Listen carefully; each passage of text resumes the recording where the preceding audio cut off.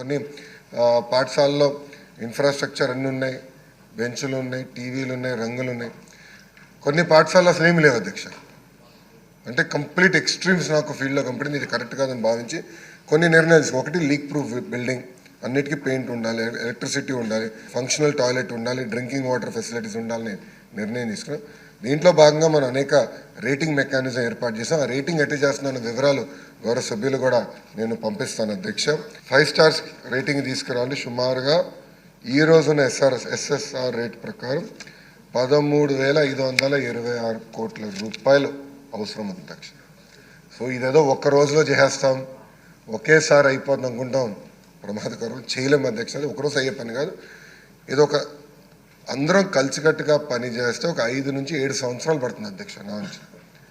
ఇక్కడ నేను గౌరవ సభ్యులందరినీ కోరేది కూడా ఏంటంటే, మనం కూడా ప్రభుత్వ పాఠశాలల్ని దత్తత తీసుకొని లోకల్ సిఎస్ఆర్ నిధులు కానివ్వండి, ఇతర వేరే కార్యక్రమాల ద్వారా నిధులు జతపరిచి ఈ ప్రభుత్వ పాఠశాలని ఇన్ఫ్రాస్ట్రక్చర్ని ప్రధానంగా ఇంప్రూవ్ చేయాలని గౌరవ సభ్యులందరినీ కోరుతున్నాను అధ్యక్ష.